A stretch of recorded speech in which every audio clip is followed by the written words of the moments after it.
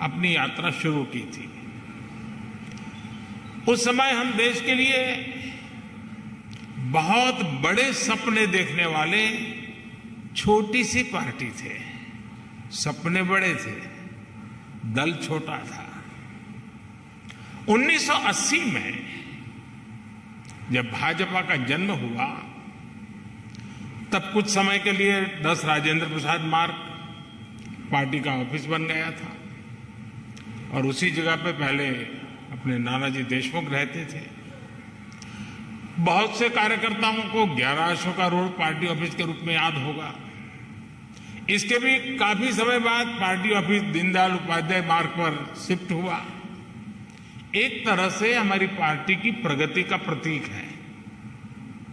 इस दौरान कितने ही उतार चढ़ाव आए। हम तो वो दल है जिसने इमरजेंसी के दौरान लोकतंत्र की रक्षा के लिए खुद अपने दल को ही देश हित में आहूत करने पर हमने हिम्मत के साथ कदम उठाया।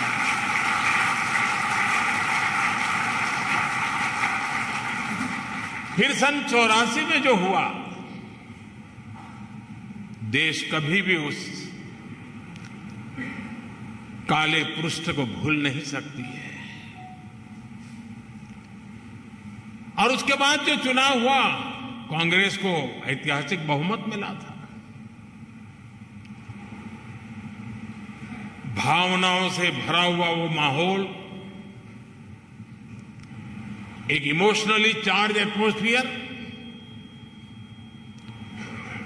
और उस आंधी में हम भी लगभग पूरी तरह से खत्म हो गए थे।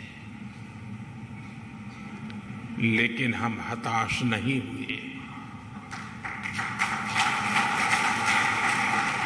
हम निराश नहीं हुए। हमने किसी और में दोष ढूंढने की कोशिश नहीं की। आरोप प्रत्यारोप के चक्कर में हम नहीं पड़े।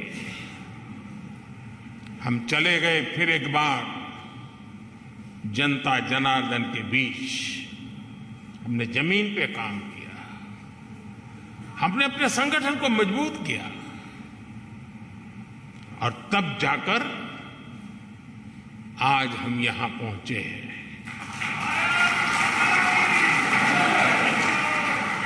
2 लोकसभा सीटों के साथ शुरू हुआ सफर 2019 में 303 सीटों तक पहुंच गया।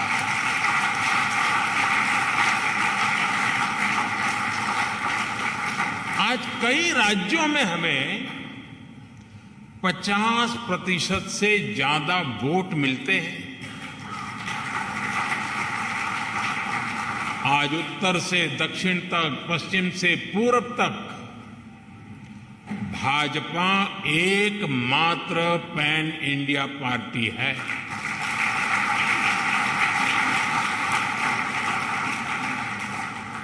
परिवार के कब्जे वाली पार्टियां,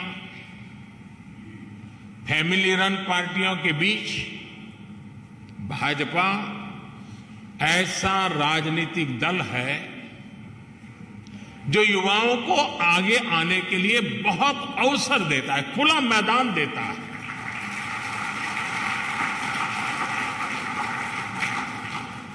आज भारत की माताओं, बहनों, बेटियों का आशीर्वाद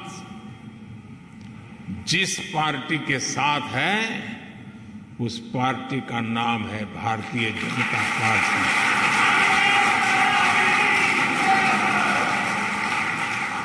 और साथियों, आज भाजपा केवल विश्व की सबसे बड़ी पार्टी नहीं है, बल्कि भाजपा भारत के सबसे फ्यूचरिस्टिक पार्टी है।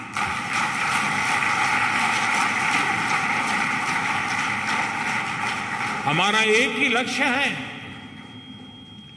भविष्य के आधुनिक और विकसित भारत का निर्माण करना।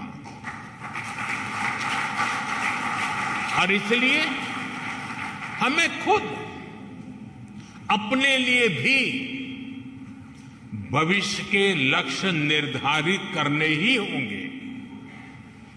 इसके लिए हमारे पास आधुनिक सोच भी होनी चाहिए, आधुनिक संसाधन भी होने चाहिए। हमें भाजपा को एक ऐसी संस्था के रूप में विकसित करना है जिसके पास अगले 10 साल, 20 साल, 50 साल के लक्ष्य निर्धारित है। इसके लिए 3 बातें हर कर्तव्यनिष्ठ कार्यकर्ता, हर भाजपा सदस्य के स्वभाव में होना समय की मांग है, देश की जरूरत है। वो 3 बातें क्या है? एक है अध्ययन, दूसरा है आधुनिकता और तीसरा है विश्व भर से अच्छी बातों को आत्मसात करने की शक्ति।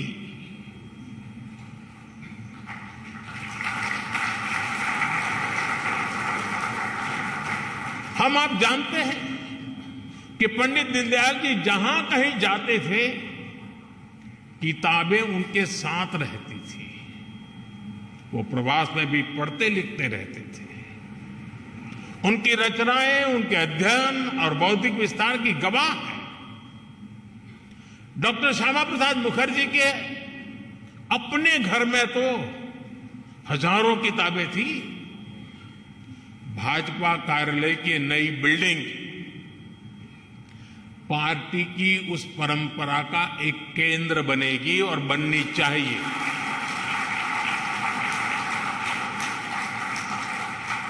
यहां अध्ययन की व्यवस्था भी है, आधुनिकता भी है और विश्व भर का अनुभव प्राप्त करने की आकांक्षा भी है।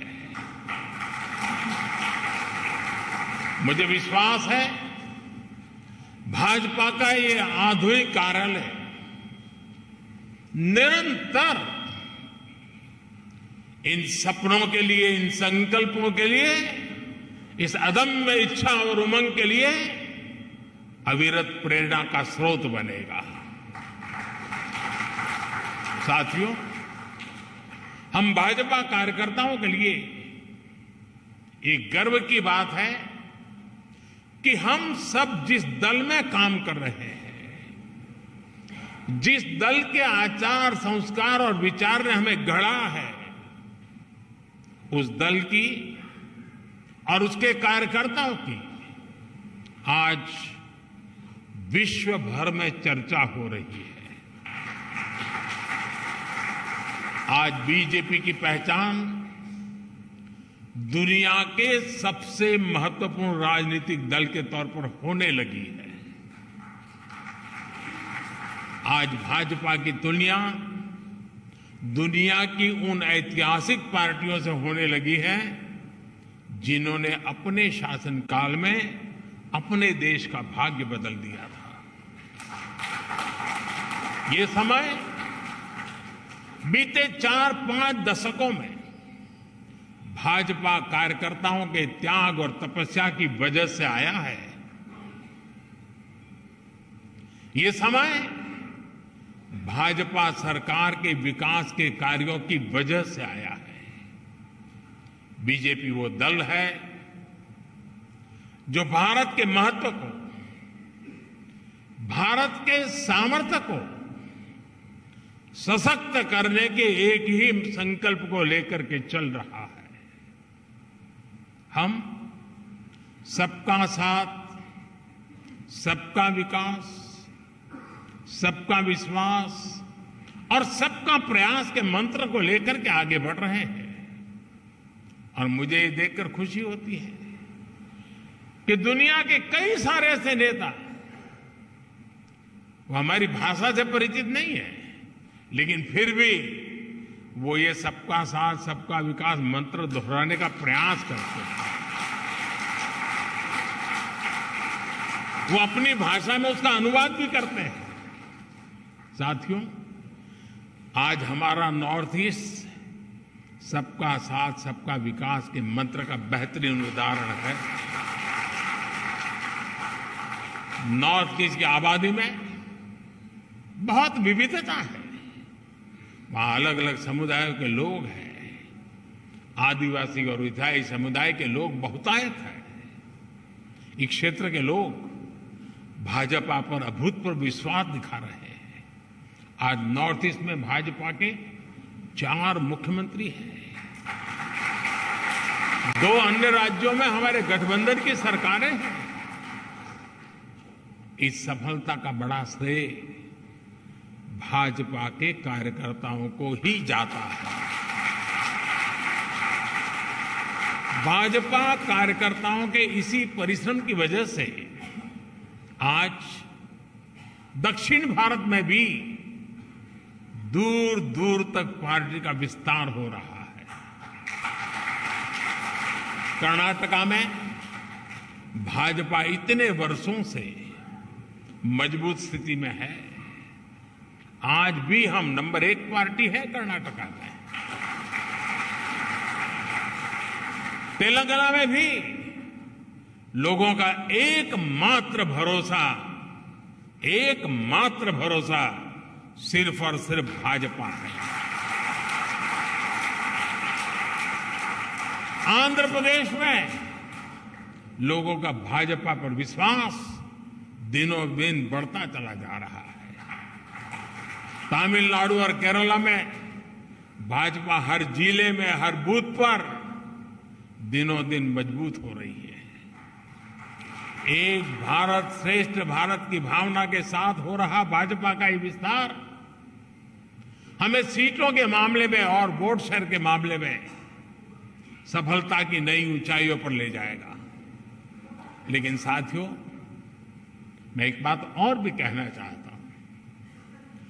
भाजपा को केवल उसकी प्रेजेंस और प्रभाव से नहीं समझा जा सकता है।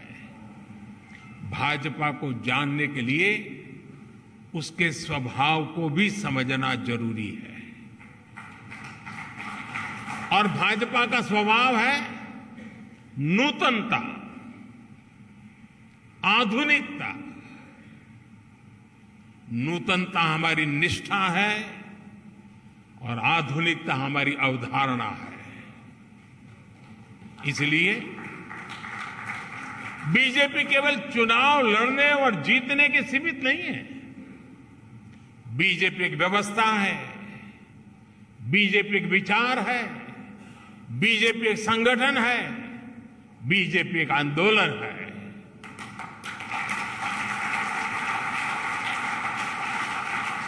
बीजेपी विकास की भी प्रेरणा शक्ति है और बीजेपी बदलाव की भी प्राण शक्ति है। बीजेपी ने सियासत की सोच को बदला है और समावेश के नए मानकों को जन्म दिया है। और इसका एक उदाहरण है भाजपा का सदस्यता अभियान और इसके माध्यम से पार्टी का विस्तार।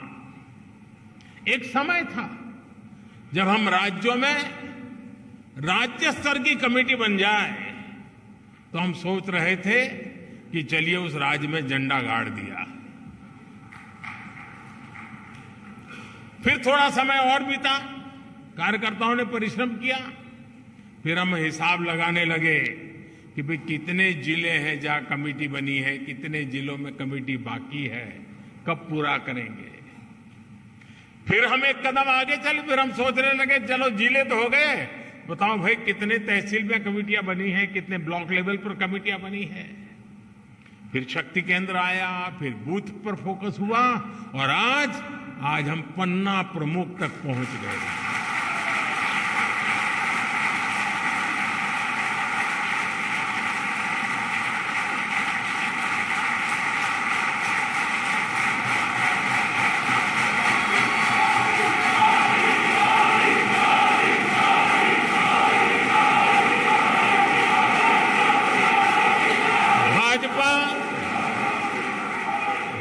भाजपा पहली पार्टी है जिसने पार्टी की व्यवस्था में संवैधानिक रूप से महिलाओं के लिए पद की व्यवस्था की है। संविधान के तहत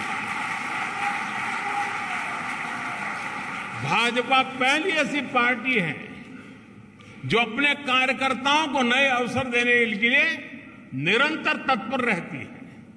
हमने पार्टी की समितियों में, कमेटियों में हर बार 25% नए लोगों को लाने की व्यवस्था शुरू की है।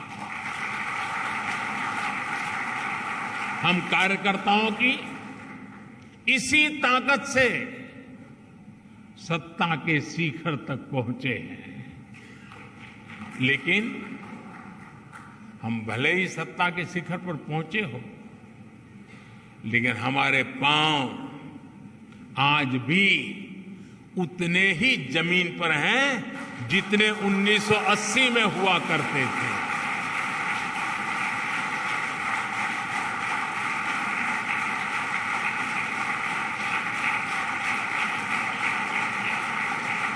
भाजपा में ऐसे कार्यकर्ताओं की बहुत बड़ी फौज है जो कष्ट उठाकर, परेशानी झेलकर, कर्तव्य भावना से लगातार देश सेवा में जुटे रहते हैं। हम जहां भी काम करते हैं सामूहिकता की भावना से काम करते हैं, टीम वर्क के साथ काम करते हैं। भाजपा वो पार्टी है जिसमें मुक्त चिंतन होता है, नए विचार सृजित होते हैं, नए विचारों का सम्मान होता है। चिंतन और अध्ययन करने वाले एक बहुत बड़ा वर्ग हमारे भाजपा परिवार का विशाल विस्तार है, हिस्सा है, वट वृक्ष की भांति है। भाजपा वो पार्टी है जिसमें समाज के अलग अलग वर्गों को प्रतिनिधित्व देने के लिए प्रभावी और क्रियाशील मोर्चे और कमेटियां हैं। भाजपा में हर मोर्चा अपनी सामाजिक भूमिका में सक्रिय भी होता है, प्रभावशाली भी होता है। साथियों, भाजपा की एक और विशेषता है कि हमारी पार्टी समाज के साथ जुड़कर के काम करती है। भाजपा में समाज की सेवा के माध्यम से कार्यकर्ताओं को गढ़ा जाता है। जैसे कि आपने देखा होगा, आजकल भाजपा सांसद अपने क्षेत्र में खेल प्रतियोगिताएं करा रहा है। इनके आयोजन में बड़ी जिम्मेदारी भाजपा के वहां के स्थानीय कार्यकर्ता ही निभा रहे हैं। इसमें देश के लाखों युवाओं को भाग लेने का मौका मिल रहा है। हजारों युवाओं को पदक मिल रहे हैं, उनके लिए आगे बढ़ने के रास्ते खुल रहे हैं और हमें भी क्षेत्र की सामर्थ्य का परिचय होता है। इसी तरह कहीं कोई प्राकृतिक आपदा हो, समाज के सामने कहीं कोई चुनौती आए या फिर रक्तदान जैसे समाज सेवा से जुड़ा अभियान हो, भाजपा के कार्यकर्ता सबसे पहले पहुंचते हैं और सबसे आखिरी तक मोर्चे पर डटे रहते हैं।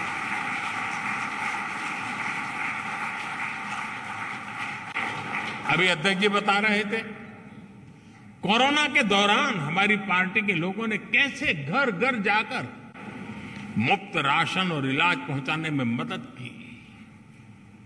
और तब तो पता नहीं था कि जाएंगे तो क्या लेके आएंगे। अगर बीमारी घर में लाए तो जिंदगी खतरे में पड़ जाती थी। फिर भी ये भाजपा का कार्यकर्ता है जो हर घर जाता था।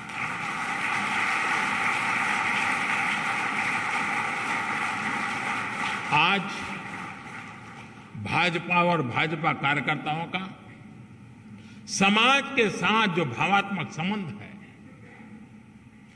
वो आपको किसी और राजनीतिक दल में नजर आएगा कि नहीं आएगा, ये मैं कह नहीं सकता। साथियों, जब हम समाज की सेवा के लिए अपना जीवन खपाते हैं तो सरकार बनाने का अवसर मिलने पर भी ये हमारी प्राथमिकता होता है। इसलिए ही आज पूरे भारत में भाजपा सरकारें आकांक्षा, विकास और प्रगति का पर्याय बन रही है। और ये भाजपा का ब्रांड ऑफ गवर्नेंस है। जहां भी भाजपा की सरकार है वहां गरीब कल्याण के लिए योजनाएं तेज गति से चलने लगती है। जहां भी भाजपा की सरकारें हैं वहां योजनाओं का लाभ लाभार्थियों तक पहुंचाना सुनिश्चित हो जाता है। जहां भी भाजपा की सरकारें वहां युवा शक्ति को आगे बढ़ने के लिए नए अवसर बनते हैं। जहां भी भाजपा की सरकारें हैं वहां योजनाओं में महिला सशक्तिकरण को सर्वोच्च प्राथमिकता मिलने लगती है। जहां भी भाजपा की सरकारें हैं वहां कानून व्यवस्था सुदृढ़ हो जाती है। जहां भी भाजपा की सरकारें हैं वहां ease of doing business, ease of living के प्रयास बढ़ने लगते हैं। जहां भी भाजपा की सरकारें हैं वहां इंफ्रास्ट्रक्चर का तेजी से विकास होना शुरू हो जाता है। जहां भी भाजपा की सरकारें हैं वहां विकास और विरासत दोनों साथ साथ चलते हैं। साथियों, मैं समझता हूं अब समय आ गया है कि हमारी यूनिवर्सिटीज, एकेडमिशियंस और एक्सपर्ट्स भारत के पिछले 75 साल के अलग अलग गवर्नेंस मॉडल्स की कंपैरेटिव स्टडी करें, एनालिसिस करें, देश और दुनिया के सामने रखें। देश ने लंबे समय तक कांग्रेस का एक गवर्नेंस मॉडल देखा है।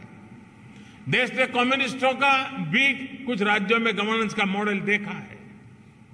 देश ने परिवारवादी, फैमिली रन पार्टियों के काम करने का तरीका भी देखा है। अलग अलग गठबंधनों की सरकारों का गवर्नेंस मॉडल भी देश ने देखा है। और देश आज पूर्ण बहुमत वाली भाजपा सरकारों का गवर्नेंस मॉडल भी देख रहा है। एक निश्चित पैरामीटर्स के साथ जब इसकी एनालिसिस होगी तो गवर्नेंस के मॉडल का महत्व समझ में आएगा। देश के सामान्य मानवी को भी पता चलेगा कि गवर्नेंस के किस मॉडल ने देश को क्या दिया, उसके परिणाम क्या निकले और उनके लिए क्या बेहतर रास्ता है। साथियों, आज भारतीय जनता पार्टी के प्रत्येक कार्यकर्ता को एक बात समझना बहुत आवश्यक है। देश इस समय जिस कालखंड से गुजर रहा है वो तेज विकास के लिए बहुत अहम है। ये अमृतकाल ये सिर्फ शब्द समूह नहीं है, ये धरती की सच्चाई है। 140 करोड़ देशवासियों की दिलों की धड़कन है।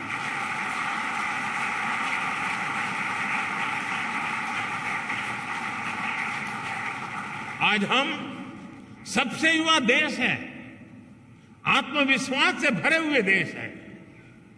पूरे विश्व में दुनिया के बड़े बड़े मंचों पर आज अगर किसी का डंका बज रहा है तो नाम है हिंदुस्तान, वो नाम है भारत।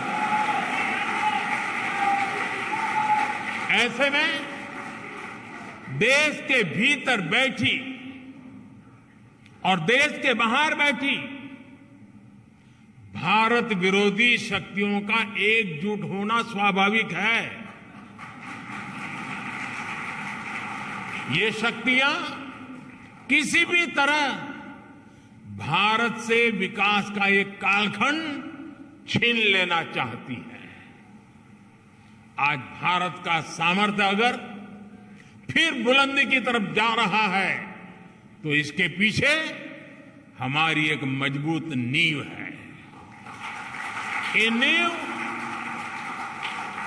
ये नींव हमारी संवैधानिक संस्थाओं की है, हमारे कॉन्स्टिट्यूशनल इंस्टीट्यूशंस की है। इसलिए आज भारत को रोकने के लिए हमारी इस नींव पर चोट की जा रही है, संवैधानिक संस्थाओं पर प्रहार किया जा रहा है, उन्हें बदनाम करने का अभियान छेड़ा जा रहा है, उनकी क्रेडिबिलिटी, उनकी विश्वसनीयता खत्म करने की साजिश की जा रही है। जो लोग भ्रष्टाचार में लिप्त हैं, उन पर जब एजेंसियां कार्रवाई करती हैं तो एजेंसियों पर हमला किया जाता है। जब कोर्ट कोई फैसला सुनाता है तो कोर्ट पर सवाल उठाए जाते हैं, न्यायिक प्रणाली पर हमले होते हैं। आप सब देख रहे हैं, कुछ दलों ने मिलकर भ्रष्टाचारी बचाओ अभियान छेड़ा हुआ है।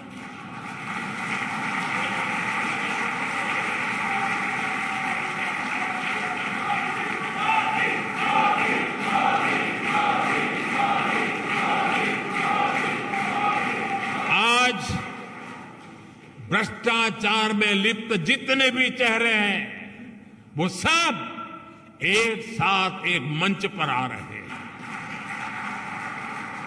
पूरा देश ये देख रहा है, देश समझ रहा है।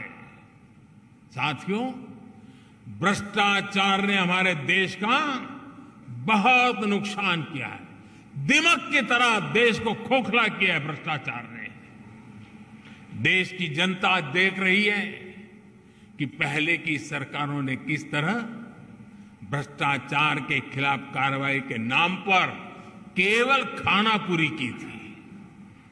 लेकिन पिछले 9 साल में भाजपा सरकार ने भ्रष्टाचार के खिलाफ जो अभियान चलाया, उसने आज भ्रष्टाचार और भ्रष्टाचारियों दोनों की जड़ें हिला दी है।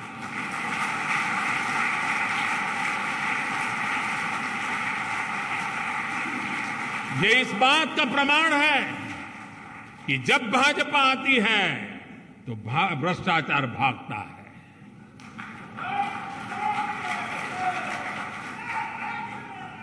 मैं आपको कुछ आंकड़े बताना चाहता हूं आज।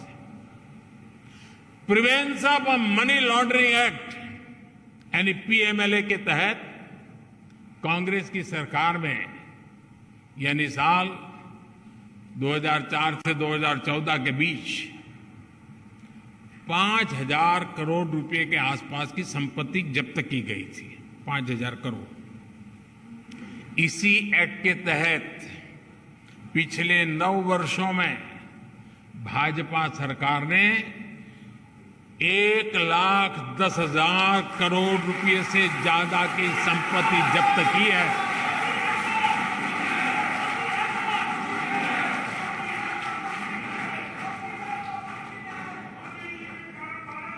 इस एक्ट के तहत पहले के मुकाबले 2 गुने से ज्यादा केस रिकॉर्ड किए गए हैं और 15 गुना ज्यादा लोगों को गिरफ्तार किया गया है।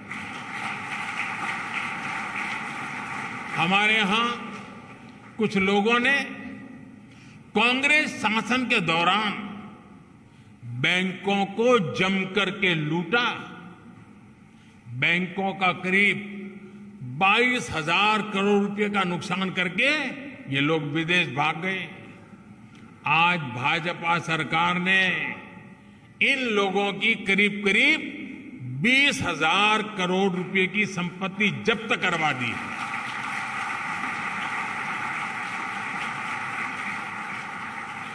प्रिवेंशन ऑफ करप्शन एक्ट के तहत पिछले 9 वर्षों में सीबीआई ने लगभग 5,000 केस दर्ज किए हैं।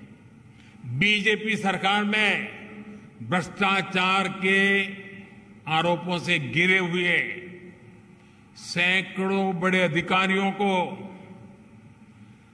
संविधान दिखाया, सरकार के नियम दिखाए और उनको जबरन रिटायर किया गया है, घर भेज दिया गया है और उनके खिलाफ कार्रवाई की गई है। साथियों, आजादी के 7 दशकों में पहली बार भ्रष्टाचार पर इस तरह की चोट हो रही है। पूरे देश की जनता आज भ्रष्टाचारियों पर हो रही कार्रवाई से खुश है। आपकी यही जानकारी है ना?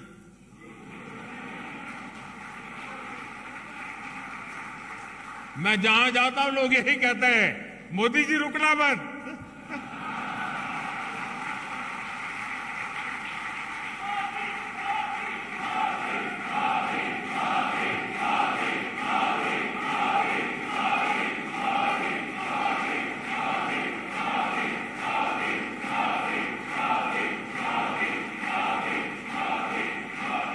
आज हर देशवासी समझता है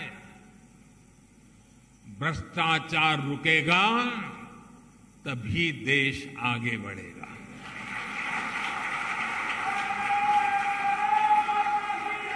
और जब हम इतना सारा करेंगे तो कुछ लोग तो नाराज होंगे ही होंगे।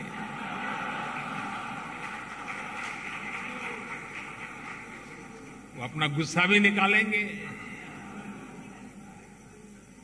लेकिन इनके झूठों आरोपों से न देश झुकेगा, न भ्रष्टाचार के विरुद्ध कार्रवाई थमने वाली है।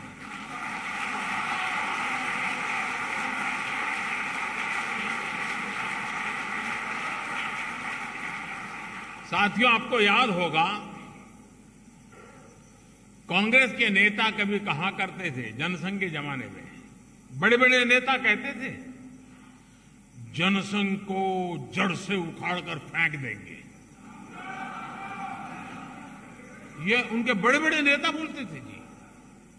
और आज की कांग्रेस कहती है कि मोदी तेरी कब्र खुदेगी।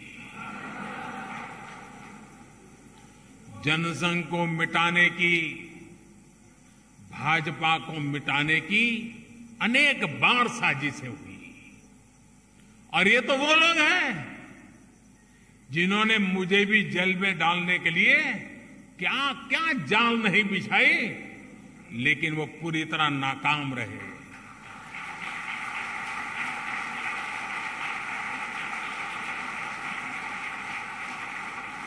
और हम बचे हैं, हम फले हैं, फूले हैं तो जनता जनार्दन के आशीर्वाद से, देशवासियों के प्यार से बढ़े। देशवासियों का अपार प्रेम, यही तो हमारी पूंजी है, यही हमें सामर्थ्य देता है, यही हमें शक्ति देता है। देशवासियों के आशीर्वाद से हम आगे बढ़े हैं, बढ़ रहे हैं और बढ़ते ही रहेंगे।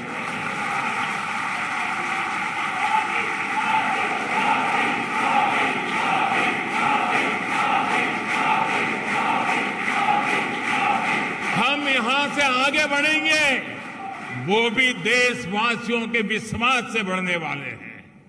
साथियों, भाजपा ये वो पार्टी नहीं है जो अखबारों से, टीवी स्क्रीन की चमक से पैदा हुई हो। ये भाजपा ट्विटर हैंडलों और यूट्यूब के चैनलों से पैदा नहीं हुई है। ये भाजपा अपने कार्यकर्ताओं के त्याग तपस्या से बनी हुई है। भाजपा जमीन पर काम करके आगे बढ़ी है। भाजपा गांव में, खेत खलिहानों में गरीबों के साथ कंधा से कंधा मिलाकर तप करके आगे बढ़ी है। मुझे बहुत सारे लोग कहते हैं, अरे मोदी जी अब सत्ता मिल गई, 2 बार प्रधानमंत्री बन गए, अभी भी क्यों इतना दौड़ते रहते हो, क्यों भागते रहते हो?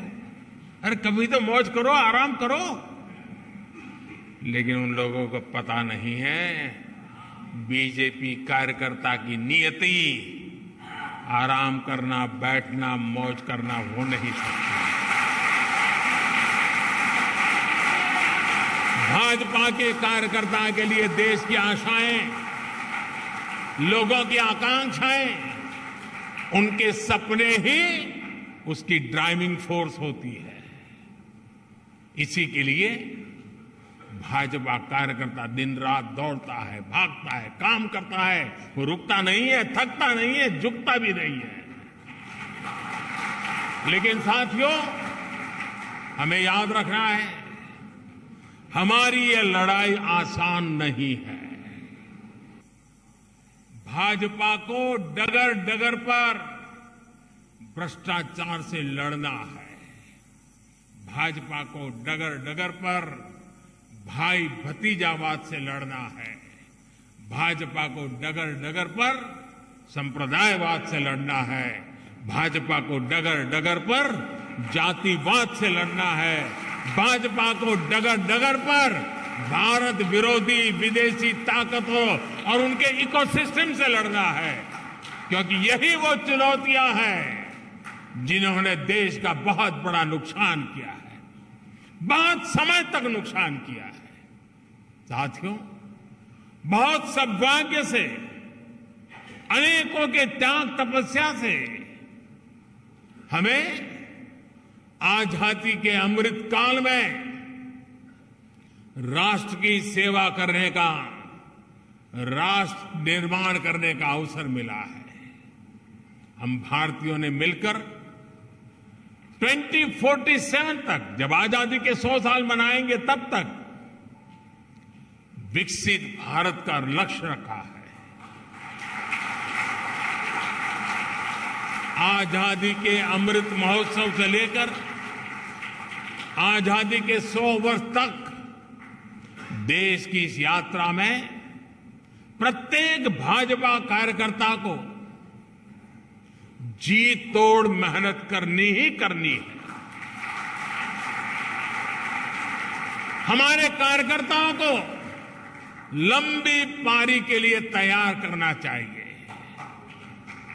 दल को बनाने में जिस तरह अनेक पीढ़ियां खप गई, उसी तरह देश को आगे बढ़ाने के लिए हमें भी अपनी पीढ़ियों को खपाना होगा।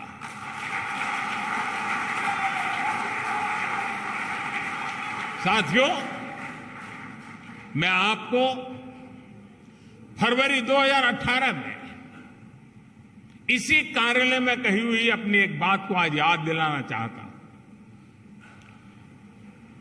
2018 में इसी भवन का लोकार्पण करते हुए मैंने कहा था कि कार्यालय हमारी कर्मभूमि है, लेकिन भारत की सीमा ही हमारे कार्यों की सीमा है। हमें इस भवन से ऊर्जा लेकर संपूर्ण भारत की सीमा को ही अपना कार्यक्षेत्र बनाना है। मुझे पूरा विश्वास है आप सब इसी तपस्या के साथ देश के सपनों को साकार करते रहेंगे। जो सपना हमने पहले देखा था, उसे हम आज पूरा होता देख रहे हैं। जो सपना हम आज देख रहे हैं, वो भविष्य में पूरा होकर रहेगा। इसी विश्वास के साथ आज के इस मंगल अवसर पर और नवरात्रि के पावन त्योहारों के बीच मैं आप सबको, देशवासियों को अनेक अनेक शुभकामनाएं देता हूं। बहुत बहुत धन्यवाद। भारत माता की, भारत माता की, भारत माता की। वंदे वंदे वंदे वंदे वंदे वंदे वंदे वंदे मातरम।